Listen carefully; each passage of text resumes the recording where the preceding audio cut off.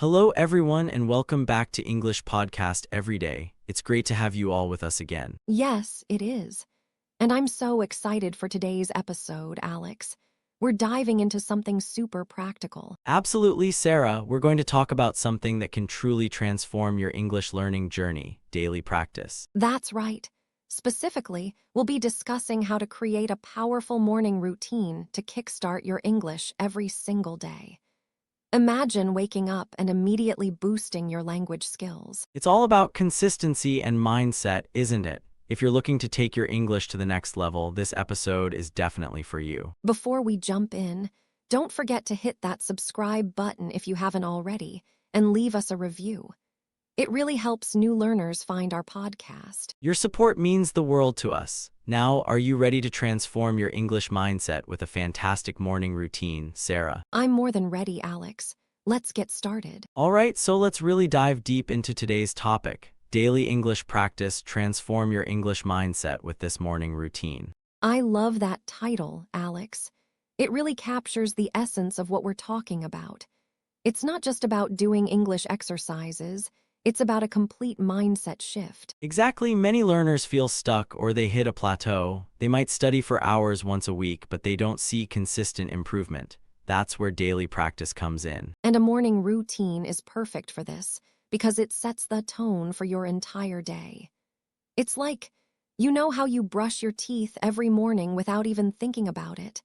We want to make English practice that kind of automatic habit. That's a great analogy, Sarah. And speaking of habits, let's introduce our first key phrase, to ingrain a habit. When you ingrain a habit, it means you establish it so firmly that it becomes an intrinsic part of your routine, almost second nature. Yes, like I've ingrained the habit of drinking a glass of water first thing in the morning. Now, if I don't do it, my day feels off. We want to ingrain English practice like that. Another important concept is to hit the ground running.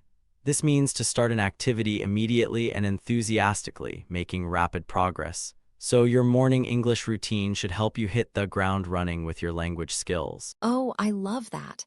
Imagine waking up and immediately feeling productive and connected to English. Instead of slowly easing into your day, you're hitting the ground running from the get-go. Absolutely, and this leads us to our third phrase, to be in sync. When things are in sync, they are working well together harmoniously. Your morning routine should help all your English skills, listening, speaking, reading, writing, to be in sync. That's a beautiful way to put it. Instead of feeling disjointed, like you're practicing one skill but neglecting others, you want your whole English learning process to be in sync. It's like an orchestra where every instrument plays its part perfectly. Precisely, and finally, a less formal but very common idiom, to get the ball rolling. This means to start something, often implying that once it's started, it will continue by itself. Your morning routine is designed to get the ball rolling on your English practice for the day. Exactly. Sometimes the hardest part is just starting. But once you get the ball rolling with a quick, engaging activity, it's easier to keep going. So, we're talking about ingraining habits, hitting the ground running, being in sync, and getting the ball rolling. All right, everyone, now let's hear a real conversation. Listen closely for those key phrases we just learned. Here's a chat between Michael and Nicole about their morning routines and how they're trying to integrate new habits. Hey, Nicole, how's your new morning routine going? You said you were trying to start waking up earlier. Oh, hey, Michael. Yeah, it's getting there. It's tough, you know. I'm trying to ingrain the habit of waking up at 6 a.m. But some days, the snooze button just calls my name too loudly. I hear you. It takes a while to ingrain a new habit, especially one that goes against your natural rhythm. But once you do, it feels amazing, right? Totally. I'm also trying to add a quick meditation and some stretching. I want to hit the ground running every day, not feel rushed and stressed. That's a fantastic goal. I find that when I start my day with intention, everything else seems to fall into place. It helps me to feel more in sync with my goals for the day. Exactly. When I just roll out of bed and immediately check my phone, I feel like my whole day is out of sync before it even properly begins. It's like my brain is still asleep. Yeah, that's a common trap. For me, the key is to get the ball rolling with something positive. I usually listen to an educational podcast while I make coffee. It's a small thing, but it sets a good tone. That's smart. So you're not trying to do too much at once, just something to get you started. Precisely. Once that mental engine is running, it's easier to keep the momentum going for other tasks. It's all about making those small, consistent efforts to ingrain the habit of productivity. I need to try that. I always feel like I have to do everything perfectly from day one. And then I get overwhelmed and quit. Don't fall into that trap. Just focus on getting the ball rolling with one or two small things. Maybe it's just 5 minutes of stretching or listening to one short podcast. The goal is to build consistency so it becomes second nature. You're right. I guess I'm trying to hit the ground running too fast without properly ingraining the basic steps first. I need to get my mind and body in sync slowly. Exactly. Small steps, consistent effort. You'll get there. Before you know it, you'll be a morning person, hitting the ground running every day without even thinking about it. Thanks, Michael. That's really encouraging. I'm going to try just getting the ball rolling with a 5-minute stretch tomorrow. Wish me luck. Good luck, you've got this. All right, everyone, welcome back. That was a great conversation between Michael and Nicole. Now let's break it down and unpack some of the fantastic language they used. I loved how naturally they used all those idioms we just discussed. Nicole said, "I'm trying to ingrain the habit of waking up at 6 a.m., but some days the snooze button just calls my name too loudly." That's a very relatable line. Calls my name here is a playful way of saying it's very tempting and hard to resist. It's a B2 level expression that adds personality to her speech. Totally. And then Michael used a great phrasal verb. I hear you. He didn't just say, I understand. I hear you implies empathy and agreement, like, I understand what you're going through. Excellent point, Sarah. It's a common and natural way to acknowledge someone's feelings or situation. It's more engaging than a simple, I understand. And Nicole followed up with, I want to hit the ground running every day, not feel rushed and stressed. That's a perfect example of using the idiom naturally, describing her desired state of being productive from the start. Precisely, and Michael's response, when I start my day with intention, everything else seems to fall into place, is a fantastic B2 level phrase.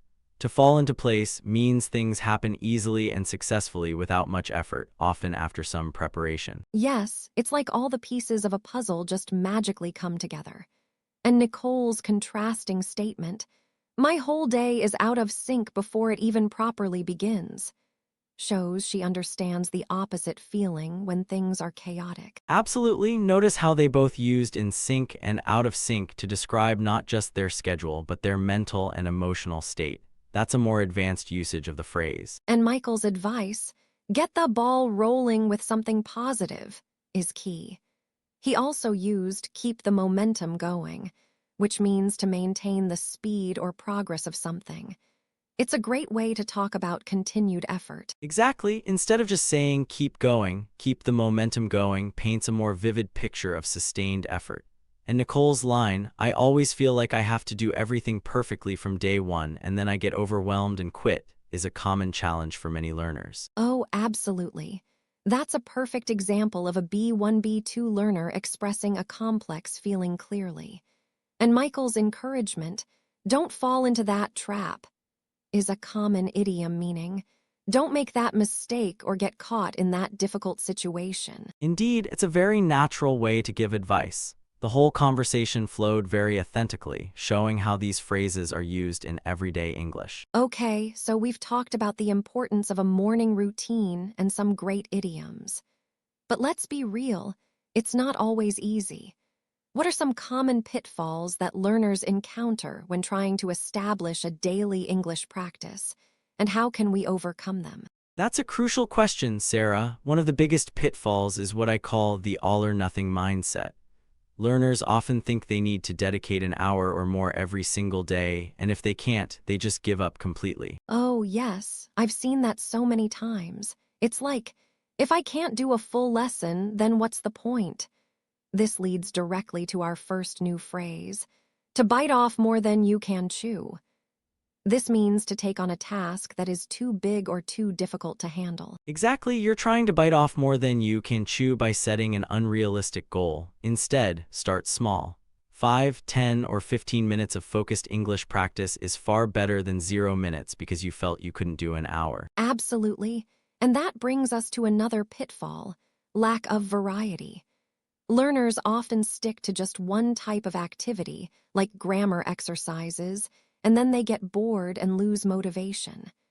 This is where you might hit a wall. To hit a wall means to reach a point where you can no longer continue or make progress, often due to exhaustion or frustration. If your routine is boring, you'll definitely hit a wall. So true. To avoid hitting a wall, you need to mix it up. Listen to a podcast one day, read an article the next, maybe do some flashcards, or even just describe your breakfast out loud in English. Keep it fresh. Excellent advice, and linked to that, another common mistake is what we call analysis paralysis. This is when you spend too much time planning or thinking about what to do that you never actually start doing it. Oh, that's a brilliant term. It's like you have 20 different apps, 10 different textbooks, and you spend your entire morning trying to decide which one to use. And then suddenly, your English time is over. Precisely, to combat analysis paralysis, it's better to have a few go-to activities already chosen. Don't overthink it. Just pick one and start. Even if it's not the perfect activity, doing something is always better than doing nothing. That's so true.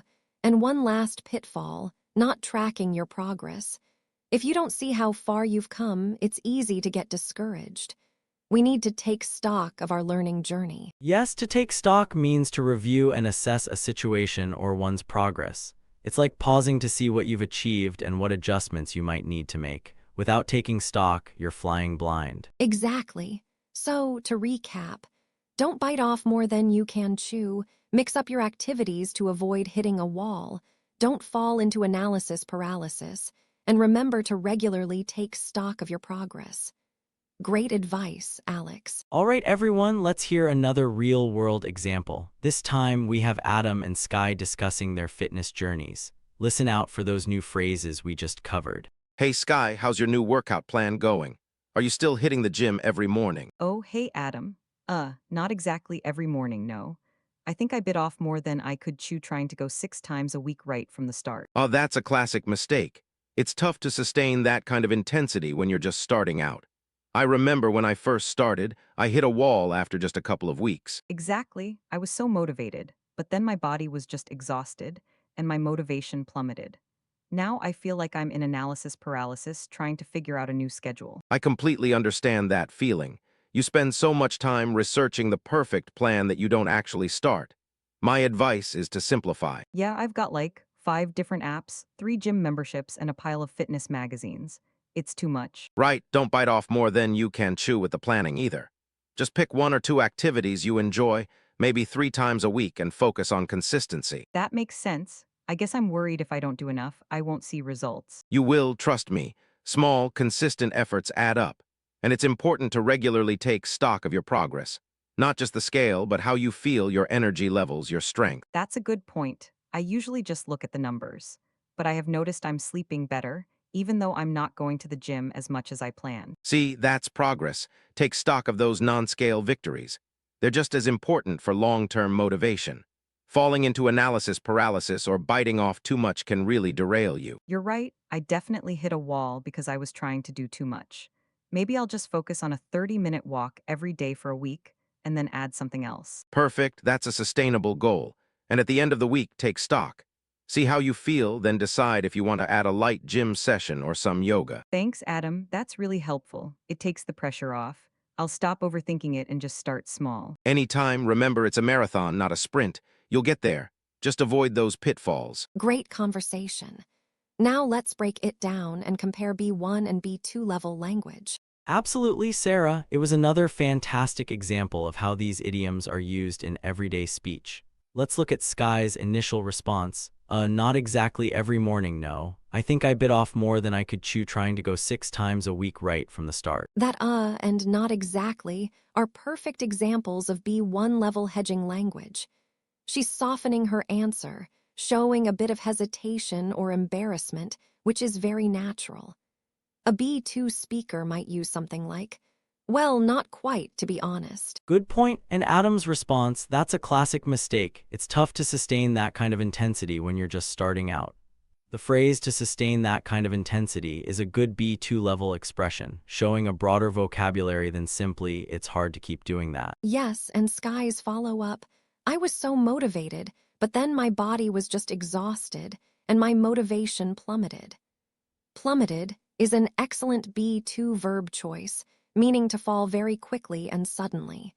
A B1 speaker might say, my motivation went down a lot. Exactly, and Adam's advice, my advice is to simplify.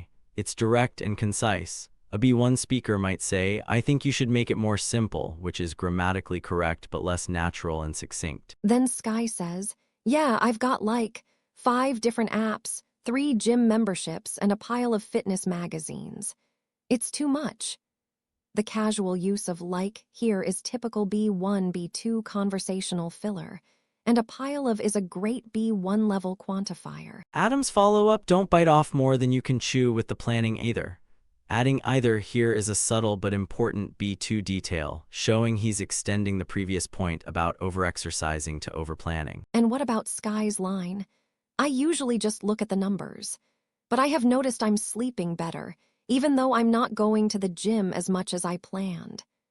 That I have noticed is a perfect present perfect usage, indicating an experience that started in the past and continues or has relevance now. Excellent observation, and Adam's final encouraging words, it's a marathon, not a sprint. This is a classic B2 level idiom conveying that something requires long-term endurance rather than quick, intense effort. A B1 speaker might say, it takes a long time, not a short time. Such a great way to put it. Both speakers use the idioms we introduced very naturally, but Adam's language, with its slightly more sophisticated vocabulary and nuanced expressions, definitely leaned more towards a B2 level. All right, everyone, let's do a quick recap of everything we covered in today's episode. What a fantastic episode, Alex. We talked all about transforming your English mindset with a daily morning routine, focusing on consistency and mindset. Indeed, we introduced some great idioms for getting started, to ingrain a habit, to hit the ground running, to be in sync, and to get the ball rolling. These are all about making English a natural, productive part of your day. And we heard them used so naturally in our first audio conversation about morning routines, with Nicole trying to ingrain the habit, and Michael getting the ball rolling with a podcast. Then we covered common pitfalls to avoid. Remember not to bite off more than you can chew by setting unrealistic goals, and don't hit a wall by getting bored. Keep that variety. That's right, and avoid analysis paralysis. Just choose something and start. And always take stock of your progress, celebrating those non-scale victories, just like Sky learned in our second audio conversation about her fitness journey. We also highlighted some great vocabulary like to fall into place and to plummet, and discussed how B1 and B2 speakers might express similar ideas, noting the nuances in their language. So the key takeaway is, start small, be consistent, vary your practice, and celebrate your progress. Your English journey is a marathon, not a sprint. Well, that brings us to the end of today's episode. It flew by, didn't it? Thank you so much for tuning in and joining us on this journey to transform your English mindset. We really hope this episode has inspired you to start or refine your daily English morning routine. Remember, consistency is key. Absolutely. Don't forget to subscribe to English Podcast every day if you haven't already, and leave us a review. It helps us reach more amazing learners like you. And we'd love to hear from you. What's your favorite morning English practice, or what topics would you like us to cover next? Let us know in the comments. Keep practicing, keep growing, and remember that every little step adds up to big progress.